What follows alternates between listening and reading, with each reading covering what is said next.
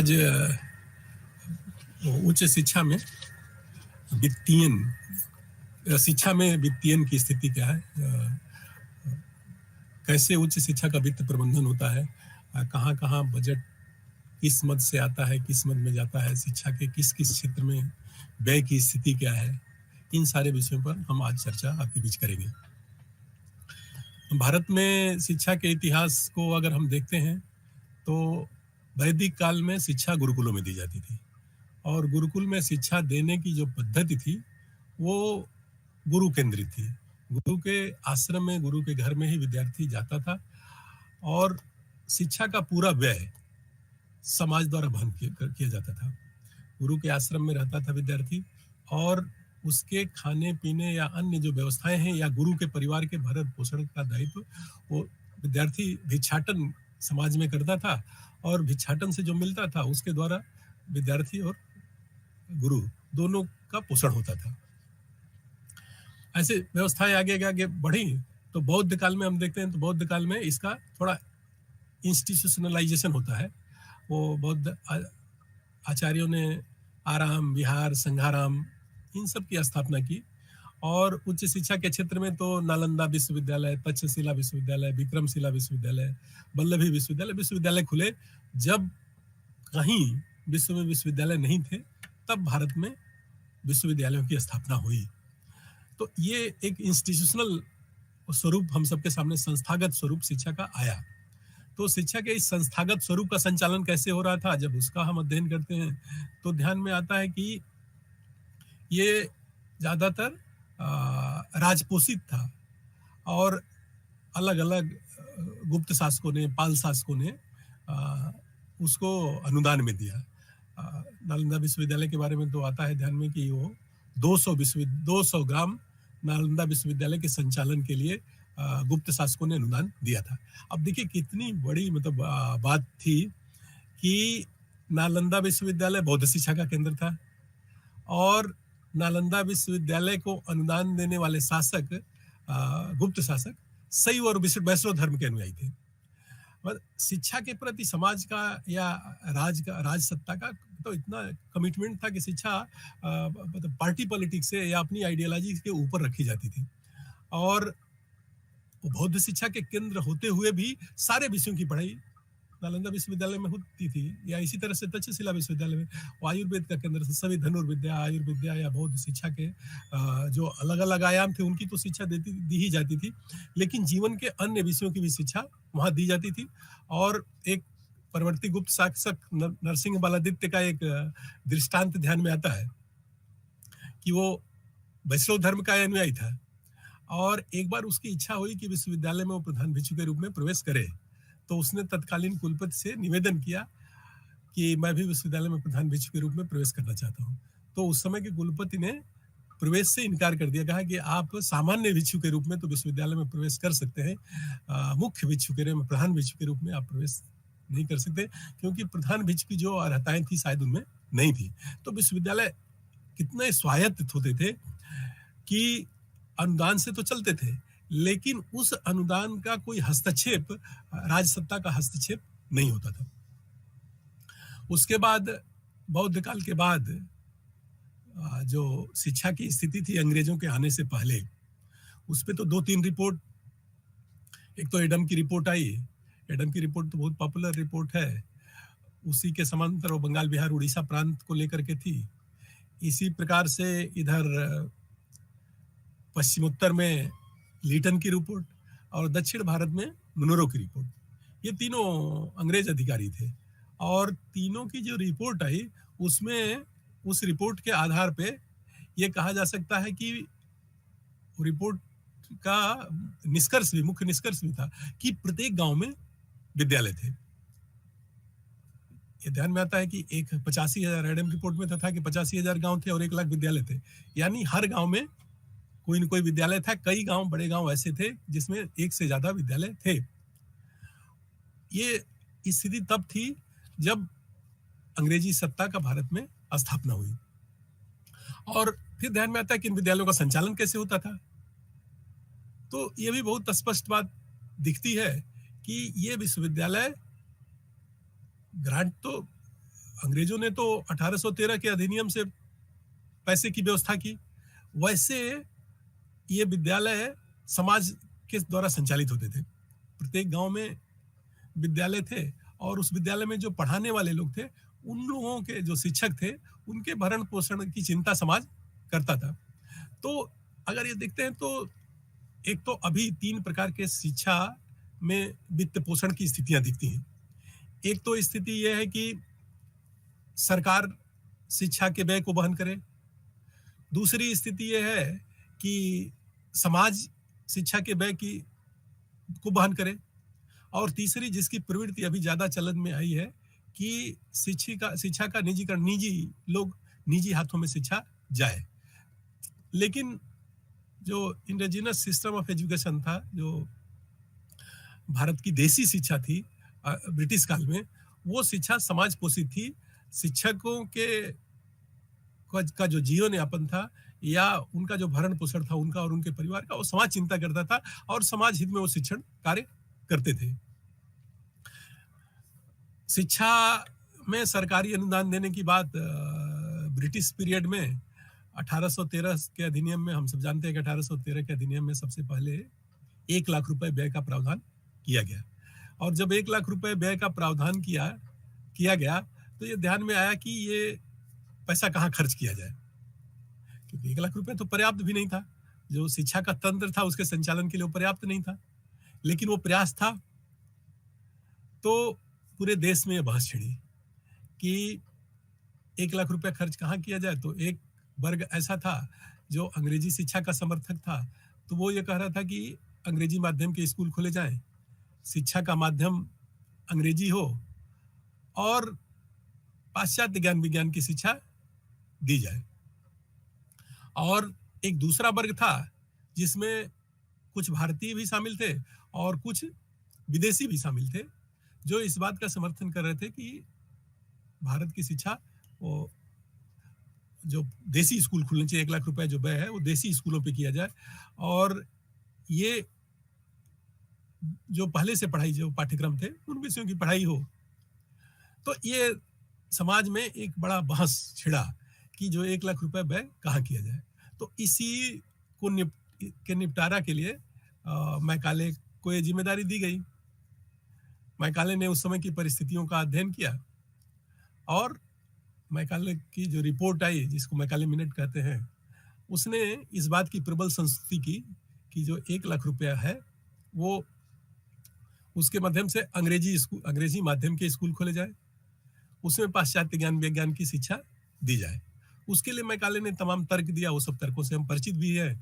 उसने कहा कि जो भारत का ज्ञान है वो अवैज्ञानिक है, अतार्किक है, भारत की भाषाएं जो है वो गरीब है और उन भाषाओं के आधार पर भारत विकास नहीं कर सकता। भारत के पिछड़ेपन का कारण यहाँ का ज्ञान विज्ञान में पिछड़ापन है, या भारत की भाषाएं असाहित्यिक हैं, गंवार हैं, पिछड़ी हैं, जिनके आधार पर भारत का विकास नहीं हो सकता। इसलिए उसने कहा कि एक भारतीय जनमानस के सामने एक आकर्षण प्रस्तुत किया कि उनका कल्याण या भारत का विकास अंग्रेजी शिक्षा के माध्यम से ही हो सकता है। उसने ये कहा कि वो न्यूटन का विज्ञान और मिल्टन के साहित्य से ही भारत का विकास हो सकता है, इसलिए अंग्रेजी शिक्षा भारत में दी जानी चाहिए। और ये इस विवाद का निपटारा हुआ और ये हुआ कि 1 लाख रुपए जो है उसी पे खर्च भी हुआ कि अंग्रेजी माध्यम के स्कूल खोलने पे खर्च किए गए और भारत के पाठ्यक्रमों में भी बदलाव आया। पाश्चात्य पद्धति के अनुसार भारत में शिक्षा व्यवस्था का संचालन हुआ। तो ये एक झलक थी, जो हिस्टोरिकल बैकग्राउंड, जो ऐतिहासिक पृष्ठभूमि की शिक्षा का संचालन कैसे होता था और उसमें वित्त पोषण की प्रवृत्तियां क्या थी। स्वतंत्रता के दौरान ये प्रयास भी होते रहे, क्योंकि इसका भारतीयों में विरोध भी हुआ, क्योंकि 1 लाख रुपया बहुत अपर्याप्त था और जो मैकाले मिनट आया उसका उद्देश्य भी सबको शिक्षा देना ही नहीं था। तो उसने नारा भी दिया कि education for classes not for masses. ये शिक्षा जो है ये समाज के कुछ संभ्रांत वर्ग के लिए, एलिट क्लास के लिए, और वो सर्व समाज के लिए सुलभ नहीं है। इतना पैसा वो था भी नहीं, 1 लाख रुपए। धीरे धीरे वो बढ़ाने की स्थिति भी ऐसी नहीं थी कि वो सबको दे। दरअसल इसके पीछे मंशा तो उनकी ये थी कि भारत में अंग्रेजी शासन को चलाने वाला एक पढ़ा लिखा वर्ग मिल जाए, जो अंग्रेजी में उनसे बात कर सके अपने शासक से और उनकी बातों को अपनी भाषा में देश की जनता के बीच पहुंचा सके। तो एक द्विभाषीय की आवश्यकता थी, जितनी उनको आवश्यकता थी उतनी वो शिक्षा का प्रसार कर रहे थे। उनकी मंशा तो बहुत स्पष्ट थी। लेकिन ये स्वतंत्रता के आंदोलन के दौरान ये भी एक विषय बनता गया कि नहीं, वो शिक्षा तो सबको मिलनी चाहिए, और सबको मिलनी चाहिए तो इस इतने छोटी धनराशि से नहीं हो सकता। मैकाले ने उसके पक्ष में डाउनवर्ड फिल्ट्रेशन थियरी का भी प्रतिपादन किया कि निस्पंदन का सिद्धांत की छनाई का सिद्धांत भी जिसको कहते हैं कि वो ऊपर से शिक्षा सरकार का सबको नहीं दे सकती, इसलिए समाज के कुछ संभ्रांत वर्ग को, एलीट क्लास को दे दे और उनसे छन छन करके शिक्षा नीचे तक फैलेगी। सरकार का दायित्व तो कुछ लोगों को, जिससे कि राजसत्ता का संचालन हो जाए, किया जाए। लेकिन बाद में ये मूवमेंट पकड़ने लगा, स्वतंत्रता आंदोलन का ये विषय भी बनने लगा, तो इसलिए अंग्रेजों को इस गलती का ध्यान आया और उन्होंने इसको सुधारा। बाद में जो वुड डिस्पैच आया, तो वुड डिस्पैच में, इसीलिए उसको मैग्ना कार्टा भी कहते हैं, वुड डिस्पैच में जो एजुकेशन फॉर क्लास और मास का झगड़ा था, तो वो कहे कि नहीं, क्लास नहीं, एजुकेशन को मासेस तक या आम जनमानस तक ले जानी चाहिए, इसीलिए उसको मैग्ना कार्टा कहा गया। तो ये भी एक मूवमेंट देश में चला। और हम सब जानते हैं कि 1857 के प्रथम स्वतंत्रता संग्राम के बाद इस विषय को, भारतीयों में आक्रोश बढ़े ना शिक्षा के विषय को लेकर के, तो भारत में प्रथम 3 विश्वविद्यालय 1858 में कलकत्ता, मुंबई और मद्रास, इन तीनों विश्वविद्यालयों की स्थापना हुई। इन तीनों विश्वविद्यालयों के स्थापना के पीछे भी ये उद्देश्य था कि जो अंग्रेजी शिक्षा के प्रति या अंग्रेजों के प्रति, अंग्रेजी शासन व्यवस्था के प्रति जो जनाक्रोश उभर रहा था, वो दबाया जा सके और एक पढ़ा लिखा वर्ग भी उनको मिले। लेकिन देखिए, वो उसमें एक चालाकी ये किया कि उनके प्रस्तावना में लिखा कि ये प्रथम 3 विश्वविद्यालय जो भारत में खोले जा रहे हैं, ये लंदन विश्वविद्यालय को आदर्श मान करके स्थापित किए जाएंगे। अब देखिए, भारत में जब लंदन में विश्वविद्यालय नहीं थे, ब्रिटेन में कोई विश्वविद्यालय नहीं था, तब भारत के पास तक्षशिला विश्वविद्यालय था, नालंदा विश्वविद्यालय था, विक्रमशिला विश्वविद्यालय था, वल्लभी विश्वविद्यालय था। और इन विश्वविद्यालयों की प्रतिष्ठा केवल भारत में ही नहीं थी, दुनिया के छात्र यहाँ पढ़ने आते थे। ह्वेनसांग आया, फाहियान आया, विदेशी चीन से आए, तिब्बत से आए, बर्मा से आए, भूटान से आए, जावा से आए, सुमात्रा से, सभी देशों से विद्यार्थी यहाँ अध्ययन करने आते थे। यानी उच्च शिक्षा का एक बड़ा केंद्र था और वो एक स्थापित केंद्र था। इसलिए भारत का जो मॉडल है, उस मॉडल पे भारत में विश्वविद्यालय की स्थापना की बात न करके वो लंदन विश्वविद्यालय को आदर्श मान करके स्थापित किया गया।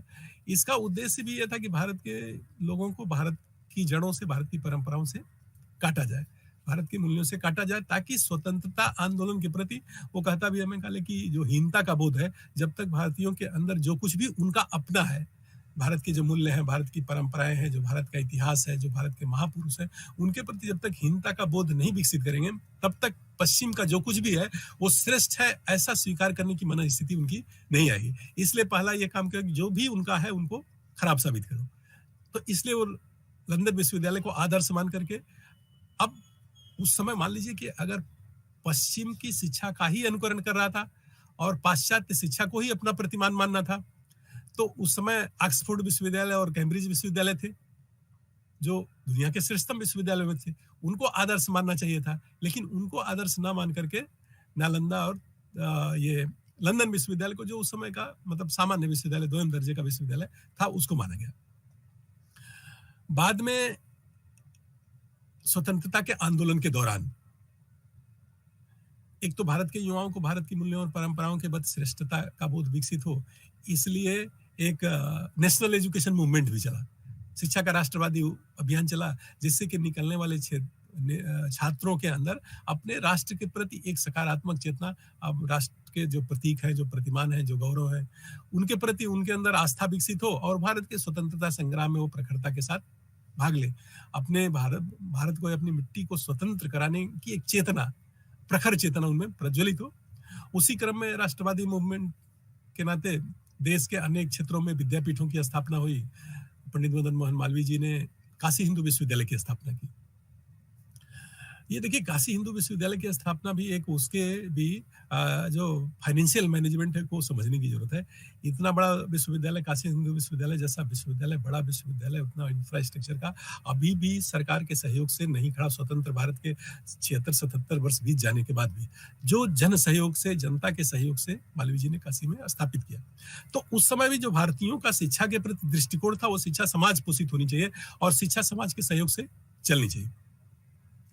इस प्रकार से स्वतंत्रता का संघर्ष होता है। जब भारत स्वतंत्र होता है तो स्वतंत्र भारत 1947 में भारत स्वतंत्र हुआ और 1948 में पहला आयोग, जिसको राधा कृष्ण आयोग या विश्वविद्यालय शिक्षा आयोग कहते हैं, राधा कृष्ण की अध्यक्षता में आयोग बना।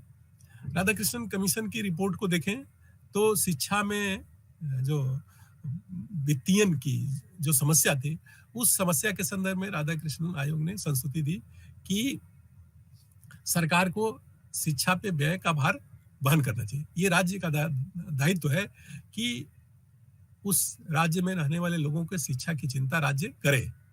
लेकिन राधा कृष्णन आयोग ने जो अंग्रेजी शिक्षा के समय या ब्रिटिश पीरियड में जो शिक्षा की स्थिति थी, उस चिंता को भी वो समझ रहे थे। इसलिए अपने प्रतिवेदन में उन्होंने लिखा कि सरकारी अनुदान देने का अर्थ यह नहीं है कि विश्वविद्यालय के कार्यों में हस्तक्षेप करना।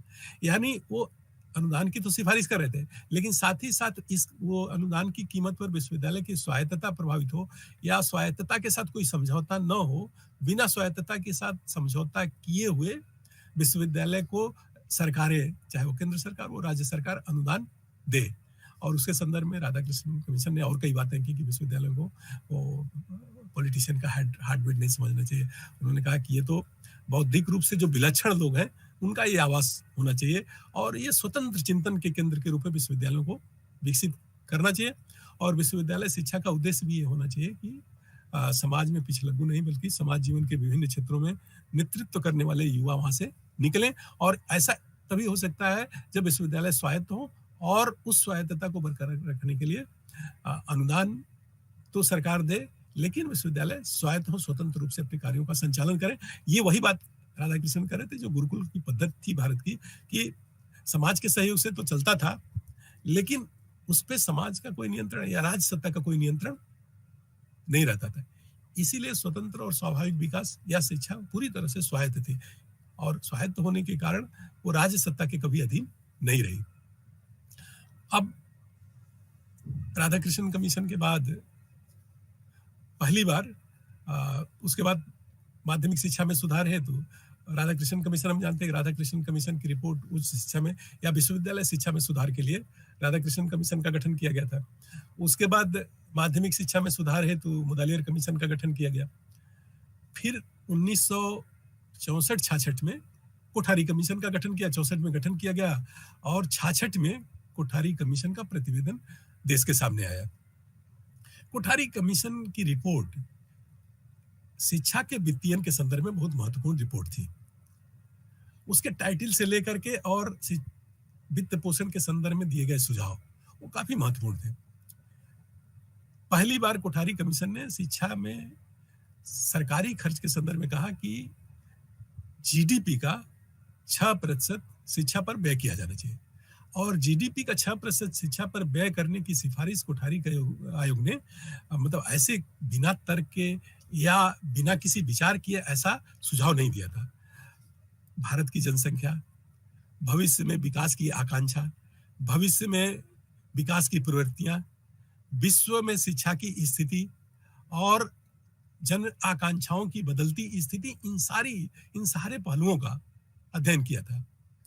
और इन सारे पहलुओं का अध्ययन करने के पश्चात दुनिया के अन्य देश, रूस, अमेरिका, जापान, जर्मनी आदि देशों में शिक्षा पर हो रहे व्यय की स्थिति का भी अध्ययन करने के पश्चात वो 6% का लक्ष्य, 6% जीडीपी का 6% व्यय करने का लक्ष्य कोई उच्चाकांक्षी लक्ष्य या कोई अतार्किक या बिना विचार किए हुए लक्ष्य निर्धारित नहीं किया गया था, बल्कि बहुत गहन विचार विमर्श के पश्चात ठोस तर्कों के आधार पर अध्ययन करने के पश्चात कोठारी कमीशन ने 6% व्यय करने की अनुशंसा की थी। और केवल 6% व्यय करने की अनुशंसा नहीं की थी, उन्होंने कहा कि 20 वर्षों में 6% के लक्ष्य को प्राप्त कर लेना चाहिए और 20 वर्षों पश्चात इसमें उत्तरोत्तर वृद्धि करने के बारे में गवर्नमेंट को विचार करना चाहिए। तो ये देखिए, एक शिक्षा पर व्यय के संदर्भ में एक बहुत महत्वपूर्ण रिपोर्ट कोठारी कमीशन की आई थी, और वो कोठारी कमीशन की रिपोर्ट के पश्चात देश में एक विश्वास भी जगा कि और शिक्षा के क्षेत्र में एक बहुत कॉम्प्रिहेंसिव, क्योंकि इसके पहले राधाकृष्णन कमीशन की जो रिपोर्ट आई थी वो विश्वविद्यालय शिक्षा के संदर्भ में थी, मुदालियर कमीशन की जो रिपोर्ट आई थी वो माध्यमिक शिक्षा के संदर्भ में थी। शिक्षा को पहली बार समग्र रूप से देखते हुए और शिक्षा की गुणवत्ता को बढ़ाने के लिए, शिक्षा में आम आदमी की सहभागिता को बढ़ाने के लिए, या शिक्षा को विकास के साधन के रूप में प्रयोग करने के लिए कोठारी कमीशन ने 6% का लक्ष्य तय किया। और वही नहीं, कोठारी कमीशन का जब गठन हुआ था 64 में, 62 में भारत का चीन के साथ युद्ध हुआ था। तो भारत का चीन के साथ जब युद्ध हुआ था, तो उस युद्ध के बाद की जो परिस्थितियां हुई थी, जिसमें भारत को लगा था कि शिक्षा जो है, शिक्षा पर ज्यादा व्यय किए बिना जब तक ज्ञानवान समाज का निर्माण नहीं करेंगे, तब तक आर्थिक विकास की प्रक्रिया को हम गतिशील नहीं बना सकते। भारत को आर्थिक विकास के पैमाने पर अगर तीव्रता के साथ आगे बढ़ाना है, तो शिक्षा उसमें एक यूनिक इन्वेस्टमेंट है। शिक्षा एक बहुत ही महत्वपूर्ण साधन है, और दुनिया के देशों की अर्थव्यवस्थाओं, जो विकसित देश है, उन विकसित देशों की अर्थव्यवस्थाओं का जब हम अध्ययन करते हैं तो ध्यान में ये आता है कि शिक्षा और आर्थिक विकास में बहुत ही सकारात्मक या धनात्मक संबंध है। जिस देश ने शिक्षा के क्षेत्र में जितनी तेजी से प्रगति की है, उस देश की अर्थव्यवस्था भी उतनी गति से आगे बढ़ी है, और जिस देश ने शिक्षा पर कम व्यय किया है, उस देश में आर्थिक प्रगति भी उस शिक्षा में कम व्यय के कारण प्रभावित हुई है। यानी ये मतलब स्थापित रूप से ये स्वीकार किया, हम सब ने, दुनिया ने भी स्वीकार किया कि शिक्षा आर्थिक विकास का सबल साधन है। इसीलिए कोठारी कमीशन ने अपने रिकमेंडेशन की पहली लाइन ही यही लिखा कि the destiny of nation is now being shaped in her classroom. Bharat के भाग्य का निर्माण उसकी कक्षाओं में हो रहा है। भारत के भाग्य का निर्माण उसकी कक्षाओं में हो रहा है। इसका अर्थ भारत के निर्माण में भारत के कक्षाओं की महत्वपूर्ण भूमिका है, और भारत की कक्षाएं मानव संसाधन का निर्माण करके या युवा शक्ति के अंदर ज्ञान और कौशल का सृजन करके भारत के विकास में अपनी महत्वपूर्ण भूमिका का निर्वहन कर सकते हैं। कोठारी कमीशन ने जो टाइटल दी अपनी रिपोर्ट की, वो रिपोर्ट की टाइटल भी थी एजुकेशन एंड नेशनल डेवलपमेंट, यानी शिक्षा का राष्ट्रीय विकास के साथ सीधा संबंध है। तो इस प्रकार से एक बहुत महत्वपूर्ण रिपोर्ट कोठारी कमीशन की आई उस शिक्षा पर व्यय करने के संदर्भ में। उसके बाद चाहे 68 की राष्ट्रीय शिक्षा नीति, पहली राष्ट्रीय शिक्षा नीति रहे, या 86 की राष्ट्रीय शिक्षा नीति, दोनों ने जीडीपी का 6% शिक्षा पर, उसी लक्ष्य को जो कोठारी कमीशन ने लक्ष्य रखा था, उसी लक्ष्य को दोहराया। लेकिन एक बार अगर हम पिछले वर्षों में शिक्षा पर व्यय की क्या स्थिति है, उस स्थिति पर ध्यान दें, तो ध्यान में आता है कि ये अभी जो आपके सामने डेटा प्रस्तुत है, 1950 से 51 में, मैंने प्रथम पंचवर्षीय योजना में एक जीएनपी का ग्रास नेशनल प्रोडक्ट का ये 1.2% शिक्षा पर व्यय हो रहा था। 60-61 में 2.5, मतलब 10 वर्षों में ये व्यय करीब करीब दुगना से थोड़ा ज्यादा हुआ। फिर 65-66 में ये व्यय कम हुआ। फिर कोठारी कमीशन के रिकमेंडेशन के पश्चात ये 3.1% हुआ। फिर 80-81 में फिर 2.9% हुआ।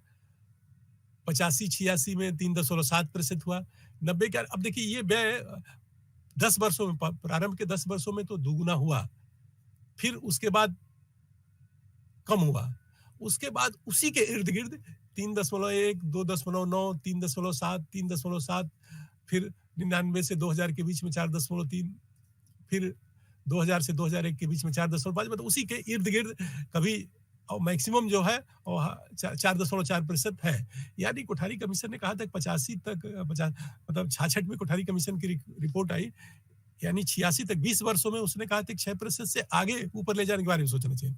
लेकिन 20 वर्षों में या उसके बाद के वर्षों में 2005 तक की ये रिपोर्ट है, उसमें शिक्षा का व्यय 3.5% से लेकर के और 4% के बीच में ही घूमता रहा।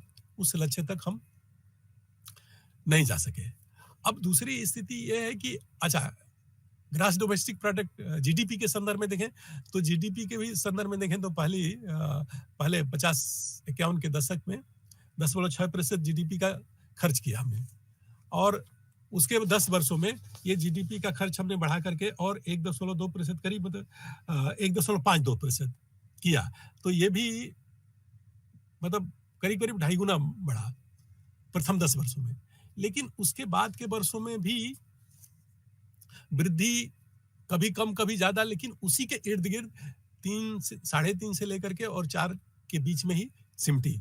तो एक तो ये था कि उच्च शिक्षा में जो व्यय की स्थिति है वो अभी 6% से हम काफी दूर है। अच्छा, average per capita real expenditure शिक्षा पर जो है क्या खर्च हो रहा था, मतलब growth in per capita real expenditure, मतलब प्रति व्यक्ति कितना खर्च शिक्षा पे हो रहा था। तो 1971-72 से 80-81 तक, माने इन 10 वर्षों में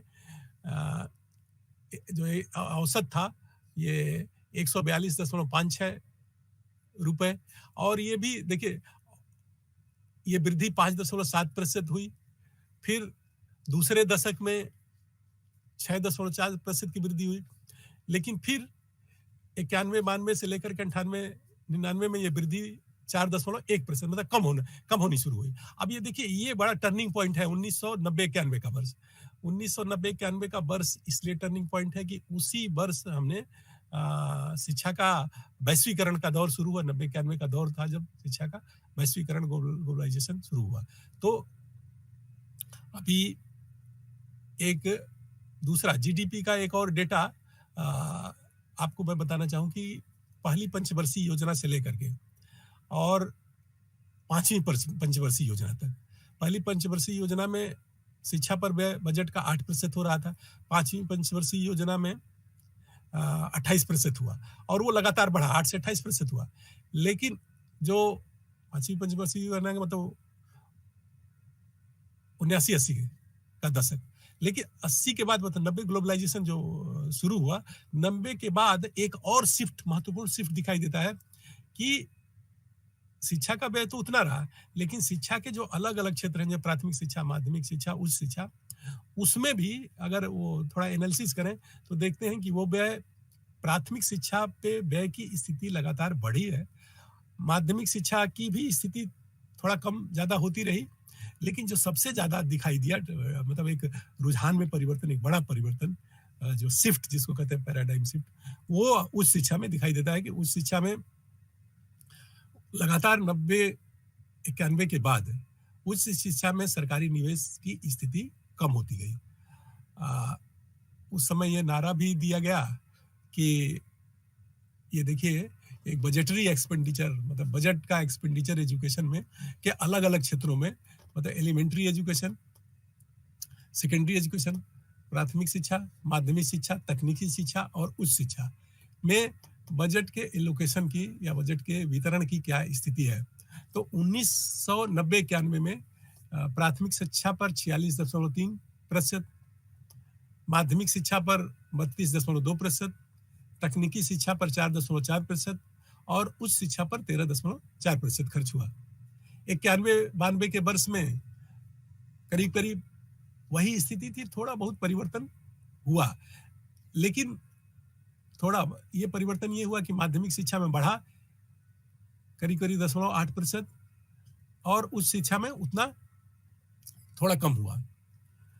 लेकिन इस पूरे एनालिसिस को देखें तो यहां भी हम देखते हैं कि एलिमेंट्री एजुकेशन जो 1990-91 में 46.3% था, उसका कंट्रीब्यूशन बजट में उस पे जाता था। ये 2000 से 2001 के वर्ष में ये 48.49% आप मान सकते हैं इसको, तो 49% इस पे हुआ। सेकेंडरी एजुकेशन का भी 32.2% से धीरे धीरे कम हुआ है। देखिए 99 से 1999 के वर्ष में 98 में 32.6% था, 99 में 30.9% हो गया, 2000 से लेकर के 2001 में 30.1% हो गया। मतलब ये भी कम होने की प्रवृत्ति दिखाई दी। तकनीकी शिक्षा में भी प्रवृत्ति 4.4% था, जो इधर 10 वर्षों में 3.9% हुआ। उच्च शिक्षा में प्रारंभ के वर्षों में तो 90-91 में 13.4% था, फिर उत्तरोत्तर कम हुआ है।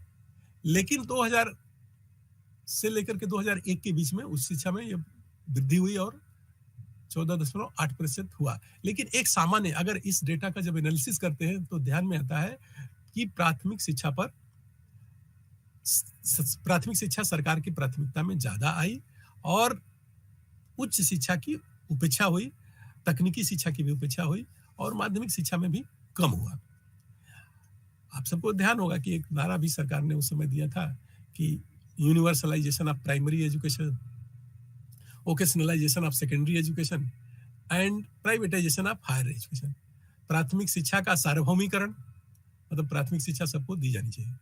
माध्यमिक शिक्षा का व्यवसायीकरण, ये तो मुदालियर कमीशन ने भी अपनी रिपोर्ट में कहा था कि कक्षा 10 या कक्षा 12 की पढ़ाई के बाद ज्यादा से ज्यादा छात्रों को व्यवसायिक शिक्षा की तरफ ले जाना चाहिए। उच्च शिक्षा सबके लिए नहीं होना चाहिए, उच्च शिक्षा तक वही पहुंचे जो मतलब ज्ञान की दृष्टि से बहुत श्रेष्ठ हो, और मतलब उस सबको उच्च शिक्षा देना सरकार का दायित्व भी नहीं है। जो राधाकृष्णन कमीशन ने कहा था कि बौद्धिक रूप से जो बहुत विलक्षण लोग हैं वही उच्च शिक्षा में जाए। लेकिन वोकेशनलाइजेशन शिक्षा का व्यवसायीकरण भी सरकार की प्राथमिकता में उतना नहीं आ पाया।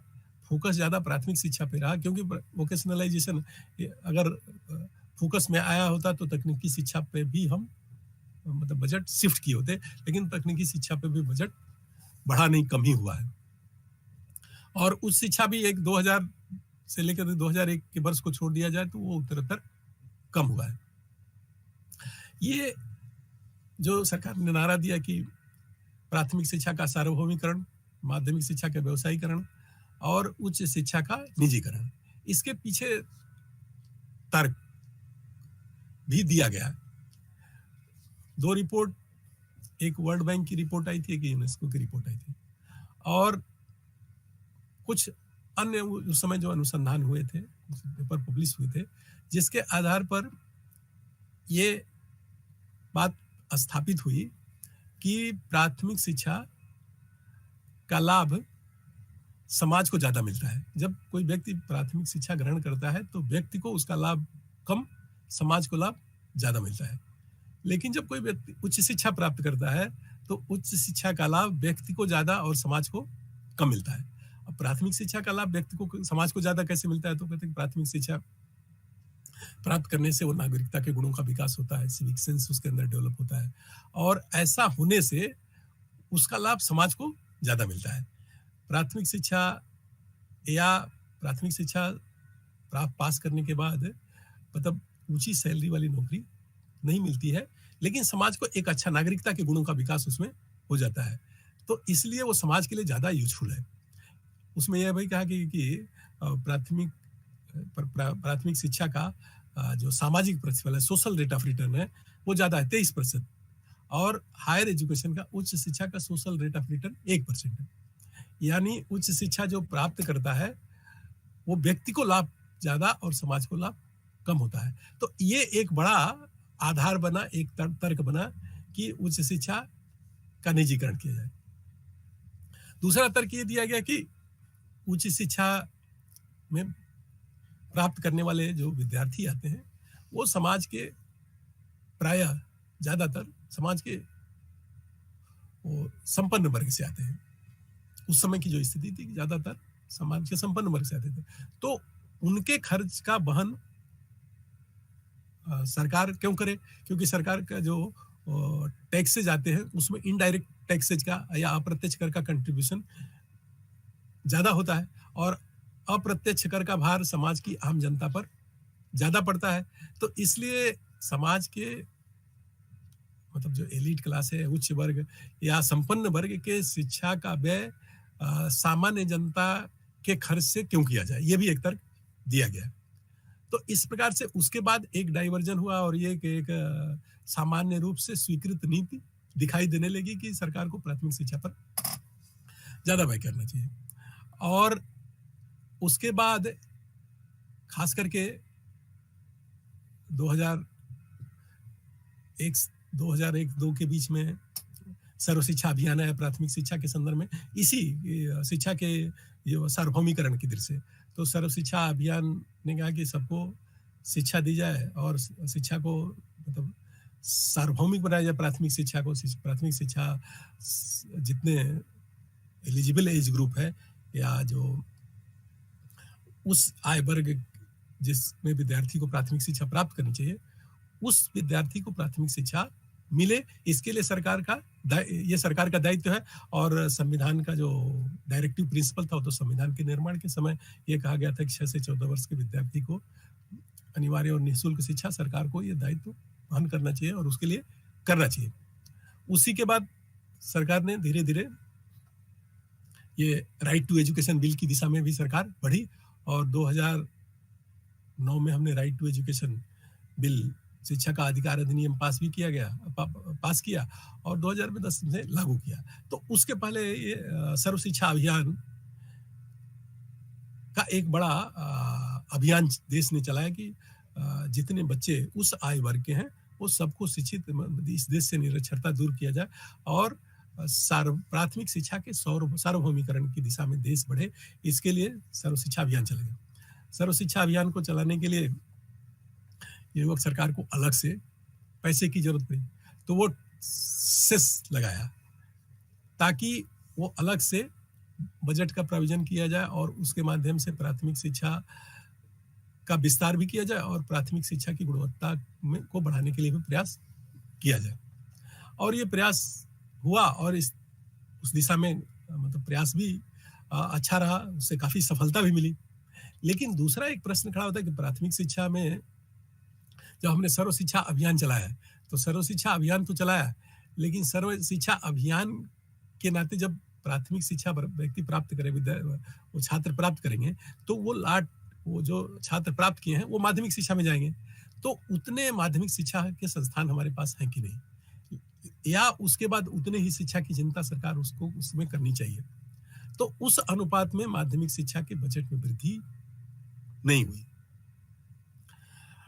अब जब 2010 में हमने right to education bill pass किया, तो right to education bill pass करने के पश्चात भी सरकार की तरफ से ये प्रयास हुए कि करीब सभी मतलब प्रत्येक गांव में एक विद्यालय हो और शिक्षा को, प्राथमिक शिक्षा को आकर्षित करने के लिए मिड डे मील भी अभियान शुरू किया गया कि उसी बहाने मतलब उनका बच्चों का शारीरिक स्वास्थ्य भी ठीक रहे, कुपोषण के शिकार न हो और वो शिक्षा प्राप्त करें, जिससे कि देश को एक अच्छा नागरिक मिले। तो इसलिए प्राथमिक शिक्षा के क्षेत्र में ये 2-3 अभियान बहुत महत्वपूर्ण हुए और उसके लिए प्राथमिक शिक्षा को बजट ज्यादा चाहिए था और उसके लिए सरकार ने भी दिया। ये तो एक बात है। दूसरी बात, लेकिन दूसरा डेटा, ये जो शिक्षा पे जो भी बजट अभी कितना किस पे करना चाहिए वो तो एक अलग विषय है। अब ये जो पैसा प्राथमिक शिक्षा, माध्यमिक शिक्षा या उच्च शिक्षा पे सरकार ने जो व्यय किया, वो व्यय अलग अलग कहाँ से आता है। तो प्राथमिक शिक्षा पर जो सरकार व्यय करती है उसमें से 91.1% सरकार के द्वारा आता है। लोकल बॉडीज, स्थानीय निकाय, आपने जानता है हंटर कमीशन की रिपोर्ट आई थी तो उसमें कहा तो प्राथमिक शिक्षा का दायित्व ही स्थानीय निकाय को देने की बात कही गई थी, दिया भी गया था उस समय। और fees, right to education bill pass होने के बाद और पहले भी संविधान के डायरेक्टिव प्रिंसिपल में, नीति निर्देशक तत्व में था कि वो निःशुल्क होनी चाहिए, इसलिए वो फीस का कंट्रीब्यूशन तो वहां नहीं है।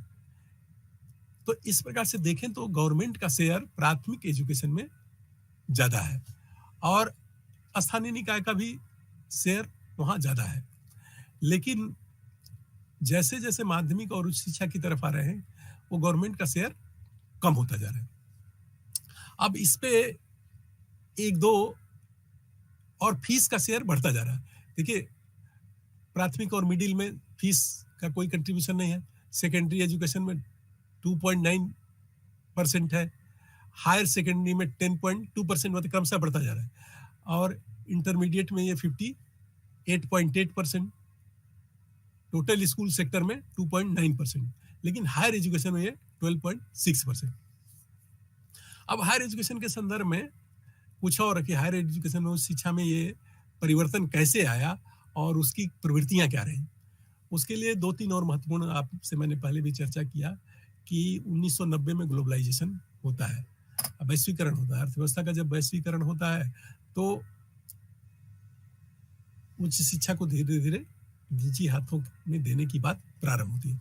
अब वो बात प्रारंभ जब होती है तो उसके लिए कुछ प्रयास भी होते हैं। तो एक तो 1993 में पुनैया समिति का गठन हुआ। पुनैया समिति की जी रिपोर्ट आई उच्च शिक्षा में, तो पुनैया समिति ने दो तीन महत्वपूर्ण बात कही। एक तो कहा कि पहली बार शिक्षा के क्षेत्र में ये बात की गई कि यूजर चार्ज लिया जाए, जो जितना यूज करे वो उतना चार्ज दे। और उसके लिए उसने दो तीन तर्क दिए, वही तर्क की जो इसमें पढ़ने वाले लोग, जो पढ़ता है उसको लाभ ज्यादा मिलता है तो नौकरी पाएगा तो उसको ज्यादा लाभ मिलेगा, इसलिए उसको यूजर चार्ज देना चाहिए। दूसरे कहा कि ये जो सरकार खर्च करती है वो आम जनता पे उसका भार ज्यादा पड़ता है, तो आम जनता की जीवन की कीमत पे या उसके जीवन निर्वहन की कीमत पे इसको इस यहाँ से ज्यादा वसूली नहीं होना चाहिए, और वो जो पढ़ाई कर रहा है उसको इसका व्यय मान करना चाहिए।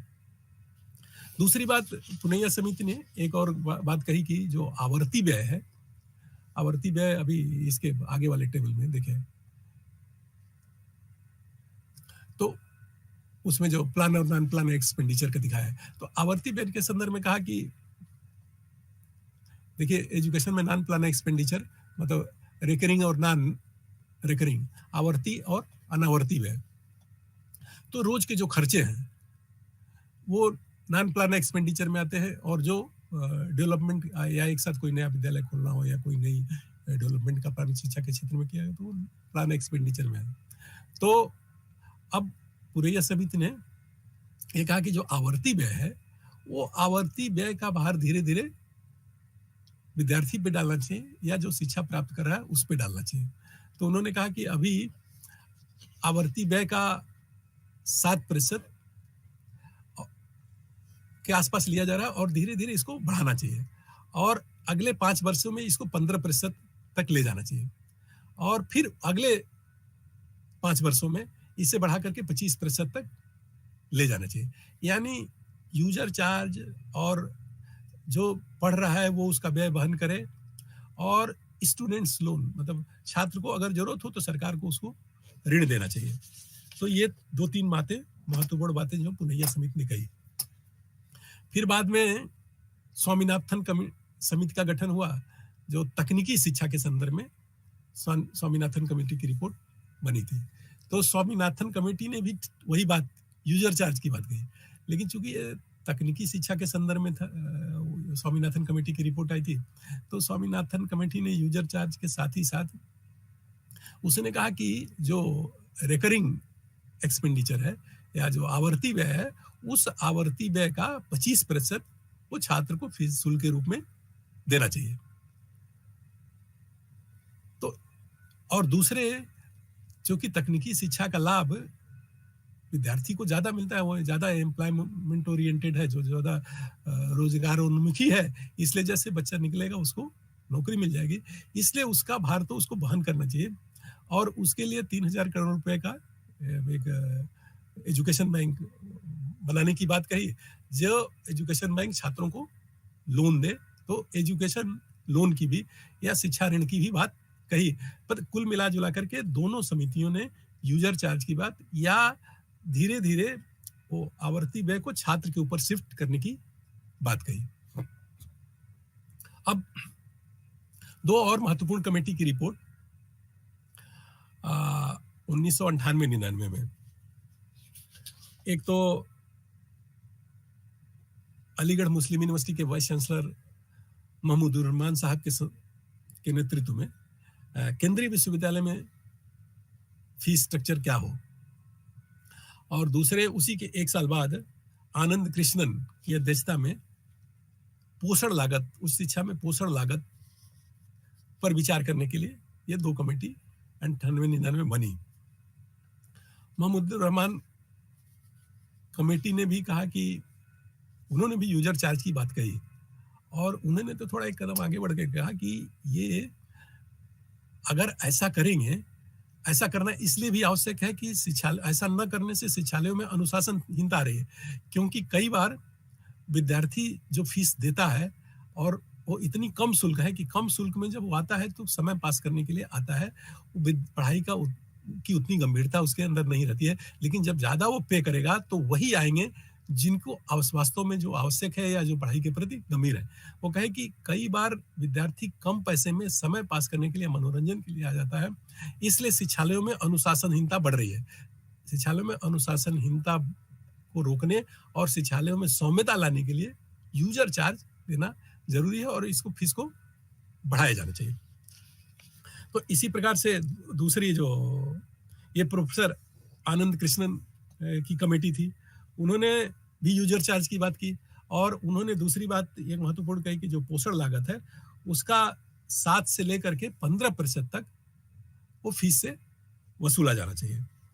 तो इस प्रकार से ये दोनों, अब देखिए 90 के बाद जो बड़ा परिवर्तन, डाइवर्जन आता है, चाहे वो पुनैया कमेटी की रिपोर्ट हो, चाहे ये महमूदुर रहमान कमेटी की रिपोर्ट हो, चाहे ये आनंद कृष्णन कमेटी की रिपोर्ट हो, ये सारी रिपोर्ट ये बात धीरे धीरे अब यूजर चार्ज की बात कर रही है। इसके पहले कि जितने चाहे कोठारी कमीशन, राधाकृष्णन कमीशन हो, कोठारी कमीशन हो या 86 की पॉलिसी, वो गवर्नमेंट इन्वेस्टमेंट बढ़ाने की बात कर रही थी। लेकिन अब इसके बाद हायर एजुकेशन में लगातार ये बात होने लगी कि नहीं, अब यूजर चार्ज लिया जाना चाहिए और जो पढ़ाई कर रहा है वो उसका भार वहन करे। और धीरे धीरे सरकार, अब देश की आम जनता, भारत जैसे गरीब देश में जहां आम आदमी के पास इतना पैसा नहीं है कि वो अपनी मूलभूत आवश्यकताओं को पूरा कर सके, तो उनसे टैक्स लेकर के और कुछ लोगों को पढ़ाना ये ठीक नहीं है। इसलिए उच्च शिक्षा ये तो प्राथमिक तक चलना चाहिए, लेकिन उसके बाद की पढ़ाई, उसके ऊपर उसको जिम्मेदारी देनी चाहिए। दूसरे एक महत्वपूर्ण रिपोर्ट, बिरला अंबानी रिपोर्ट 2000 में आई। उससे पहले एक और 1997 में सरकार ने शिक्षा के संदर्भ में विचार करते हुए एक तो मेरिट गुड और नॉन मेरिट गुड, तो जो मेरिट गुड है उस पे जो गवर्नमेंट अनुदान देने, किस पे कितना अनुदान देना चाहिए, इस पर विचार करते समय उसके 2 पैरामीटर होते हैं कि वो मेरिट गुड है कि नॉन मेरिट गुड है। अगर मेरिट गुड है, ऐसी वस्तु जो समाज के लिए ज्यादा लाभकारी हो, जिसका लाभ समाज को, जैसे मैंने कहा कि सोशल रेट ऑफ रिटर्न, मतलब सामाजिक प्रतिफल जहां ज्यादा हो, तो उस पर सरकार को ज्यादा व्यय करना चाहिए। तो और जिसका सामाजिक प्रतिफल कम है उस पर सरकार को कम व्यय करना चाहिए।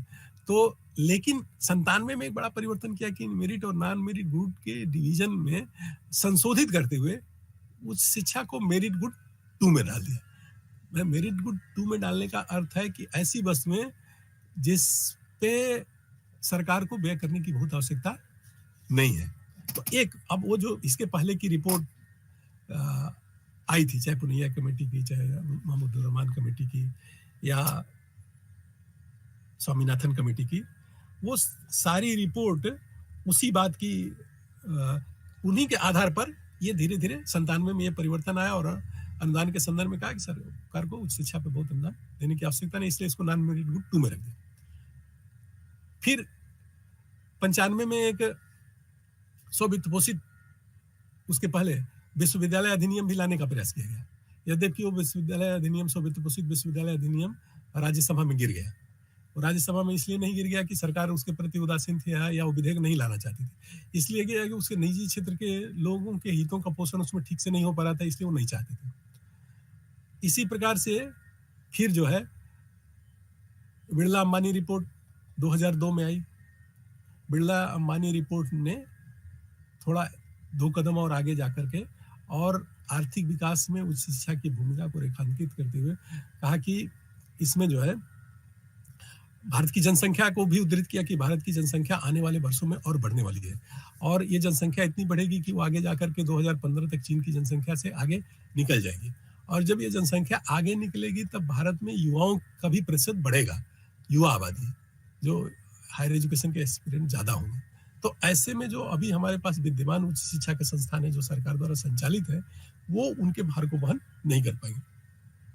इसलिए उच्च शिक्षा की जो डिमांड है उसको पूरा करने के लिए केवल सरकार के भरोसे नहीं छोड़ा जा सकता और सरकार कर नहीं सकती, इसलिए निजी क्षेत्र को प्रोत्साहित करना चाहिए।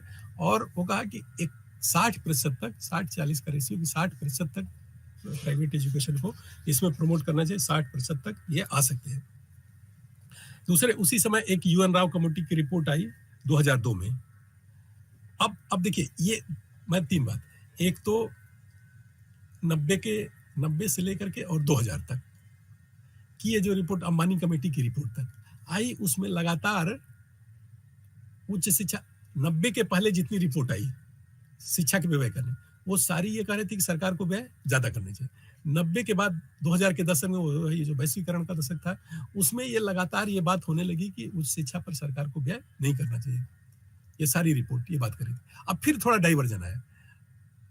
ये 3 रिपोर्ट, एक यूएन राव कमेटी की रिपोर्ट, दूसरे नेशनल नॉलेज कमीशन की रिपोर्ट, और तीसरे 2005 में कैब की रिपोर्ट। तीनों ने इन्होंने तो कहा कि एक बड़ी महत्वपूर्ण बात यूएन राव कमेटी की रिपोर्ट ने कहा कि जो पर कैपिटा इनकम है उसका 1/3 से ज्यादा फीस से नहीं लिया जाता। ये बहुत महत्वपूर्ण बात है कि जो पर कैपिटा देश का जो पर कैपिटा इनकम है उससे किसी भी दशा में फीस 1/3 से ज्यादा नहीं होनी चाहिए।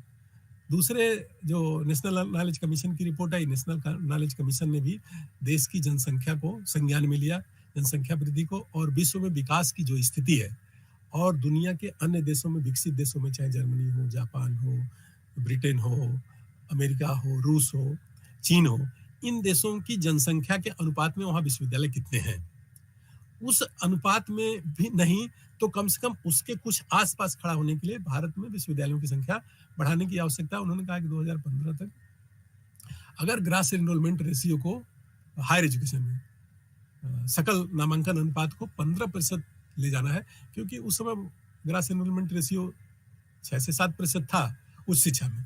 तो कहा कि और दुनिया के जो विकसित देश थे उनमें सकल नामांकन अनुपात उच्च शिक्षा में वो 35% से ज्यादा था।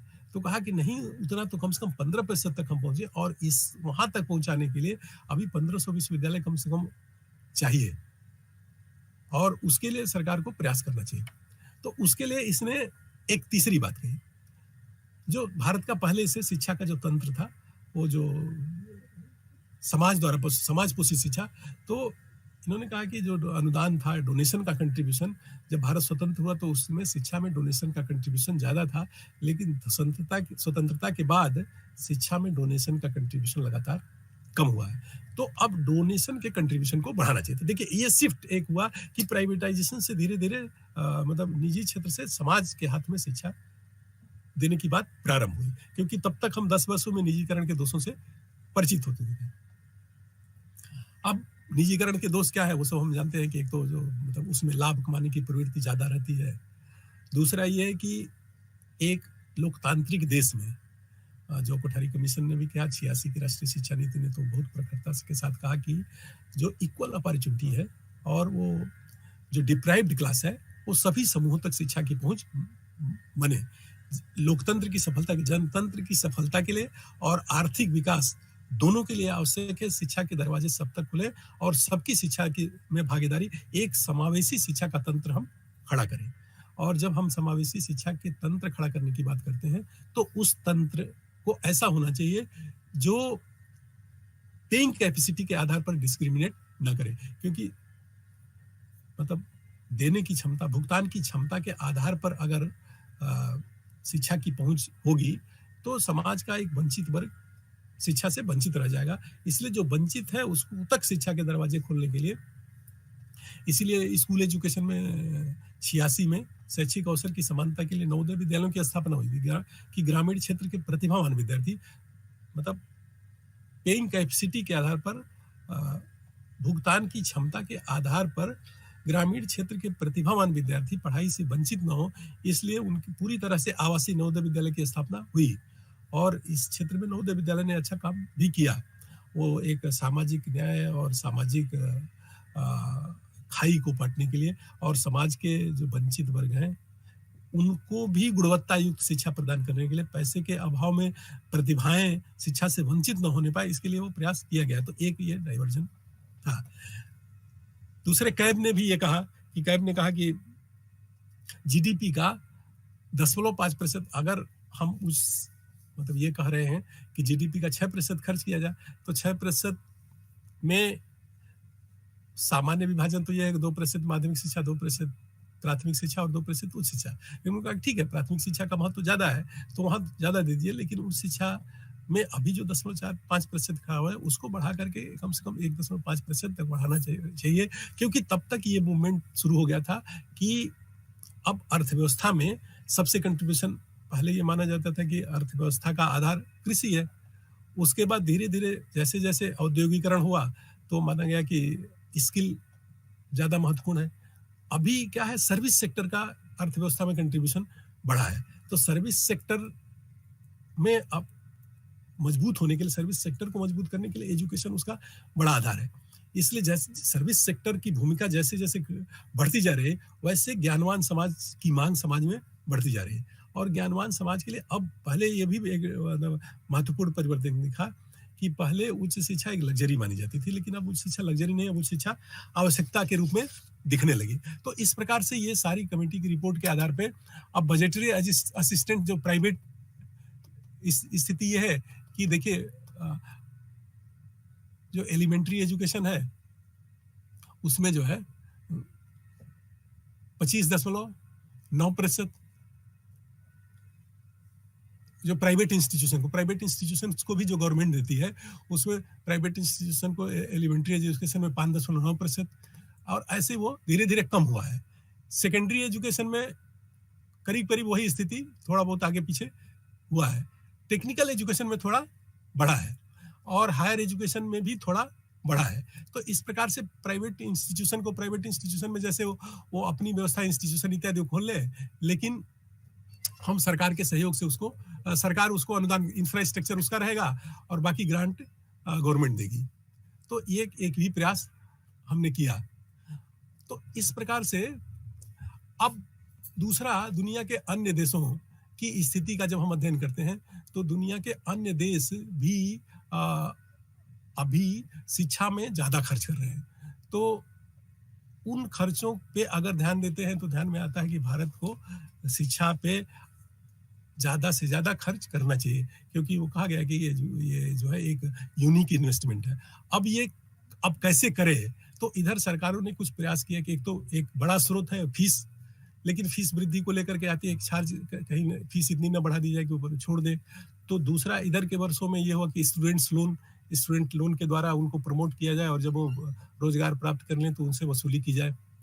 एक तीसरा, इधर जो राष्ट्रीय शिक्षा नीति 2020 ने इसकी अनुशंसा की है कि थोड़ा प्राइवेट पार्टिसिपेशन को या सोशल पार्टिसिपेशन को बढ़ाना चाहिए, और सोशल फंडिंग या corporate social responsibility CSR fund को, कारपोरेट सोशल रिस्पांसिबिलिटी की जो कारपोरेट क्षेत्र है या कारपोरेट जगत है या औद्योगिक जगत है, उसकी ये जो सोशल रिस्पांसिबिलिटी है कि CSR फंड को एजुकेशन में व्यय करे, और अभी इसके अच्छे परिणाम भी दिख रहे हैं। दूसरा, एक और ये स्रोत हो सकता है जिसके माध्यम से उच्च शिक्षा को, खास करके उच्च शिक्षा को ज़्यादा मदद मिल सकती है, इधर की एल्यूमिनाई कंट्रीब्यूशन, जो उसके पुरातन छात्र हैं, जैसे जो लीगेसी वाले विश्वविद्यालय हैं, जैसे बनारस हिंदू विश्वविद्यालय है या दिल्ली विश्वविद्यालय है या अन्य जो ऐसे केंद्रीय विश्वविद्यालय हैं, जो पुराने विश्वविद्यालय लंबे समय से, कलकत्ता विश्वविद्यालय, मद्रास विश्वविद्यालय, उनके एल्यूमिनाई की एक बड़ी लाइन या एक बड़ा बैंक है जो बहुत अच्छे पोजीशन पे वो विश्वविद्यालय को कंट्रीब्यूट कर सकता है। तो धीरे धीरे एल्यूमिनाई के भी कंट्रीब्यूशन को विश्वविद्यालय के संचालन में उनका बढ़ाया जाए। और इस दृष्टि से, जैसे प्राथमिक शिक्षा हमने बताया, सर्व शिक्षा अभियान चलाया, बाद में सरकार ने माध्यमिक शिक्षा की गुणवत्ता को बढ़ाने के लिए माध्यमिक शिक्षा भी अभियान चलाया और उच्च शिक्षा के तेजी से प्रसार के लिए उच्च शिक्षा भी अभियान चलाया। तो इस प्रकार से ये बहुत ऐसे स्रोत हैं जो सरकार के अलावा कैसे सोशल रिस्पांसिबिलिटी को बढ़ाया जाए, समाज की सहभागिता को उच्च शिक्षा में बढ़ाया जाए, इस दिशा में विशेष ध्यान और प्रयास की आवश्यकता है। और इधर के वर्षों में राष्ट्रीय शिक्षा नीति ने केवल की जो विश्वविद्यालय और औद्योगिक घरानों के संपर्क से शिक्षा की गुणवत्ता को कैसे बढ़ाया जाए, शिक्षा के प्रबंधन में उनकी भूमिका को कैसे सुनिश्चित किया जाए, इस दिशा में प्रयास हुए। मुझे लगता है कि उच्च शिक्षा के प्रबंधन में ये दोनों, मतलब निजी के साथ ही साथ सामाजिक सहभागिता, सोशल रिस्पॉन्सिबिलिटी को जैसे-जैसे बढ़ाएँगे तो बिना उस शिक्षा की गुणवत्ता को प्रभावित किए हुए शिक्षा का भार समाज वहन करेगा और एक ऐसा अच्छा शैक्षिक तंत्र हम खड़ा कर पाएँगे।